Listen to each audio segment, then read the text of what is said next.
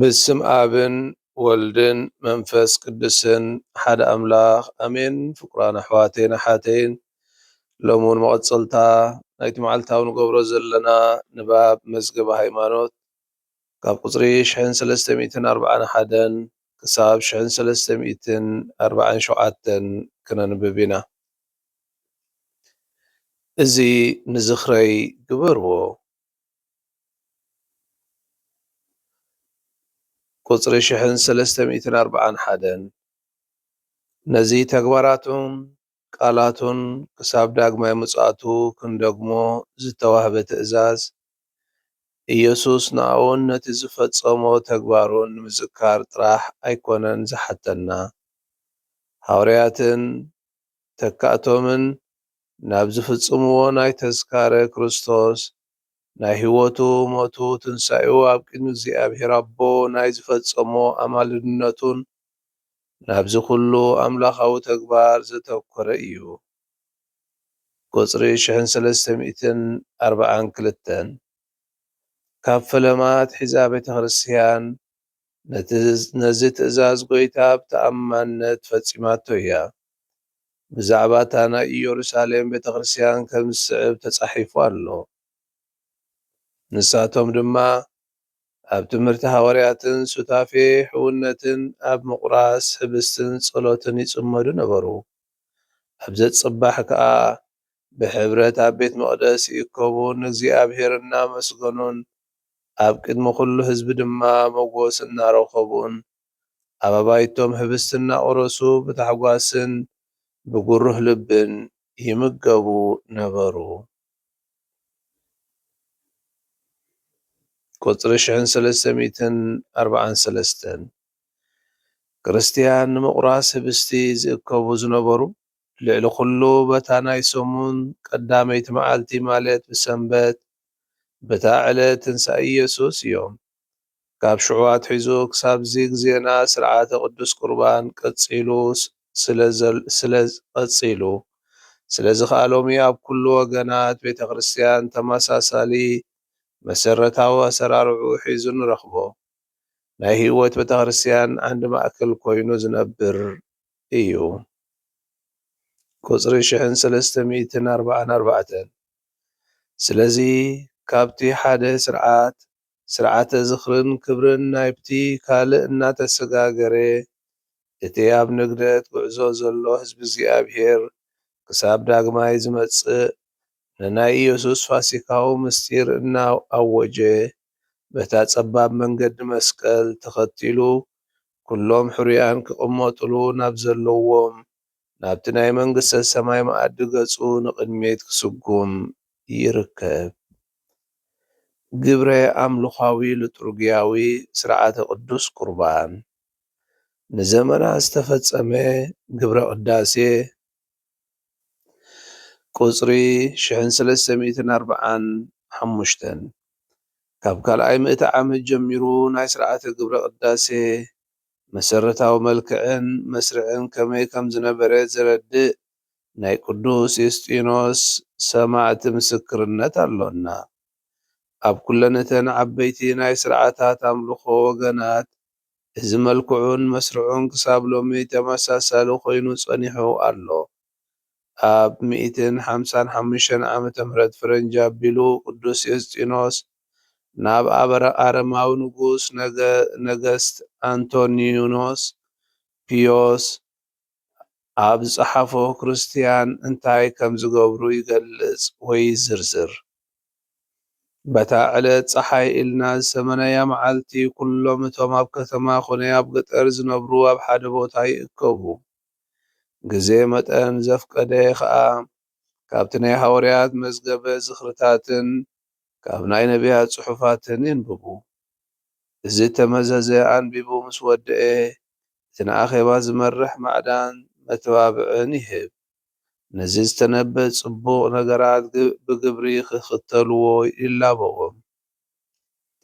ድሕሪዚ ኩልና ንትንስእ ደው ንብል ኣብ ኩሉ መደብ ህይወትን ተግባራትን ቁኑዓትን ንትእዛዛት ከዓ እሙናትን ፈጸምቲ ብምዃን ዘለዓለማዊ ድሕነት ምጭባጥ ምእንቲ ክንበቅዕ ምእንቲ ርእስናን ኣብ ዘዘለዎ እውን ምእንቲ ካልኦት ጸሎታትን ልመናታትን ንዕርግ።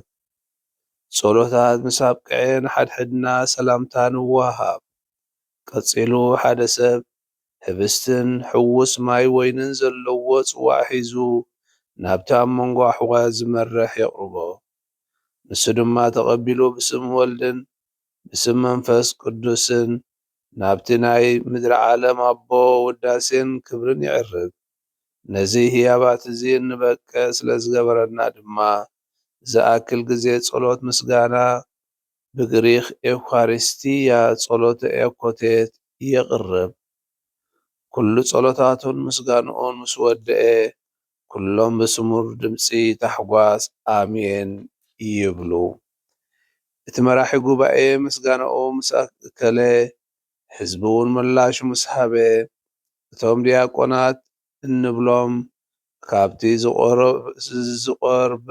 ዝቖርበነ ወይ ዝተለወጠ ጸሎተ ምስጋና ዝተፈጸመሉ ህብስትን ወይንን ማይን ንኹሎም ኣብኡ ዘለዉ ይዕድልዎም፣ ንዘየለዉ ከዓ ይወስድሎም። እዚ ካብቲ ናይ ቅዱስ ዮስጢኖስ ዝሃቦ መግለጺ ዝተወስደ እዩ። ቁጽሪ 1346 እዚ ናይ ቅዳሴ ስርዓት ኣምልኾ ክሳብዚ ግዜና ንሓያሎ ምእቲ ዓመታት ዝተዓቀቦ መሰረታዊ ቅርጺ መስርዕ ሒዙ ከም ዝጸንሐ ይግለጽ። መሰረታዊ ሓድነት ኣብ ዘለዎም ክልተ ክፍልታት ይምቀል። ስርዓተ ቅዳሴ ንባባትን ስብከትን ስእለታትን ወይ ልመናታትን ዝሓዘ ወገን ኣኮቴተ ቁርባን ግብኣተ ግብሪ ማለት ህብስትን ወይንን ዝቕረበሉ ቀዳሲ ዝኾነ ጸሎት ምስጋና ዘዕርገሉን ምቕባል ቅዱስ ቁርባን ዝፍጸመሉን ወገን እዩ። ስርዓት ቅዳሴን ኣኮቴተ ቁርባን ክልቲኡ ዘይናጻጸል እንኮ ግብሪ ኣምልኾ የቕውም። እዚ ዝተሰርዓልና መኣዲ ቁርባን ድማ ናይ ክልቲኡ ናይ ቃል ኣምላኽን ናይ ጎይታ ስጋኡን ደሙን መኣዲ እዩ።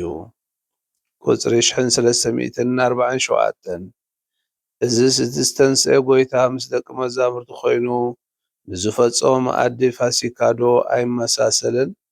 ምስኣቶም ሓቢሩ እናተጓዕዘ እናተንቀሳቐሰ ቅዱስ መጽሓፍ ገለጸሎም። ኣብ መኣዲ ምስኣቶም ተቐሪቡ ተቐሚጡ ከዓ እንጌራ ኣልዓለ ኣመስጊኑ ቆሪሱ ከዓ ንኣተቶም ሃቦም።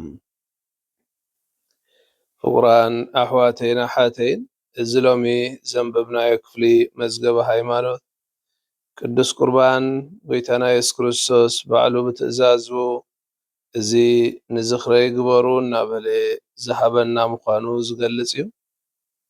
እቲ ንዝኽሩ ክንገብሮ ዝህበና ዘሎ ከዓ ስርዓታት ምፍጻም ጥራይ ዘይኮነስ ነቲ ክርስቶስ ዘካየዶ ናይ ድሕነት ምስጢር ህያው ጌርካ ምቕባሉን ምጽምባሉን ዝገልጽ እዩ። እምበር መጀመርያ ካብ ቤተክርስትያን ካብ መጀመርያ ትሒዛ ነዚ ሕጂ ስሩዕ ኮይኑ ዝኸይድ ዘሎ ስርዓት ቅዳሴን ቅዱስ ቁርባን ብዝግባእ ተቕርቦ ከም ዝነበረት ይገልጸልና። እዚ ቅዱስ ዮስጢኖስ ነቲ ንጉስ ክገልጸሉ እንከሎ ከመይ ዝበለ ብሓባር ምትእኽኻብን ቃል ኣምላኽ ምስትንታንን ቅዱስ ቁርባን ምቕባልን ነቶም ዘየለዉ ከዓ ከብጽሕሎም ከም ዘለዎ እቲ ዝገብርዎ ብንጹር ይገልጸሉ። እምበኣር እቶም ክልተ ዓበይቲ ኣብዚ ስርዓተ ቅዳሴ ኣብዚ መስዋዕቲ ዝፍጸሙ እንታይ እዮም እንተኢልና እቲ ቀዳማይ እቲ ስርዓተ ቅዳሴ እንብሎ ቃል ኣምላኽ ዝንበበሉ ዝብሰረሉ ዝስበኸሉ ግዜ እዩ። እቲ ካልኣይ ክፍሊ ከዓ እቲ ኣኮቴተ ቁርባን እቲ ምስጢር ቅዱስ ቁርባን ዝስረዓሉ እዩ። ክልቲኦም ግን ነንበይኖም ተፈላልዮም ዝኸዱ ዘይኮኑ ብሓደ ብምልኣት ነቲ መስዋዕቲ ምልኣት ዝህብዎ እዮም። ስለዚ ኣብ ቅዳሴና ብቓል ኣምላኽ ተሰኒና ነቲ ስጋኡን ደሙን ክንቅበል ከም ዝግብኣና እዚ ክንርዳእ ንኽእል። ስለዚ እዞም መኣዲ ወይ ምቑራስ እንጌራ ንብሎ ዘለና ቃል ኣምላኽ መጀመርያ ነቲ ልብና የዳልዎ ስጋን ደምን ክርስቶስ ድማ ምስ ጎይታ ምስ ኣሕዋትን ሓደ ዝገብረና ምዃኑ ንርድኣሉ እዩ። ስለዚ ክፍሊ እዚ ቅዱስ ቁርባን ካብ ዘመነ ሐዋርያት ጀሚሩ ዘይተቋረፀን መሰረታዊ ኣቃውምኡ ዘይቀየረን ናይ ቤተ ክርስቲያን ልቢ ምዃኑ ዘረድአና እዩ። እግዚኣብሔር ንኹልኩም ይባርኽኩም። ስብሃት ንኣብን ንወልድን መንፈስ ቅዱስን ይኹን ጥንቲ ከም ዝነበረ ጭኻ ንወትሩን ዘለዓለም ዓለም ኣሜን። በስመ አብ ወወልድ መንፈስ ቅዱስ ሓደ ኣምላኽ ኣሜን።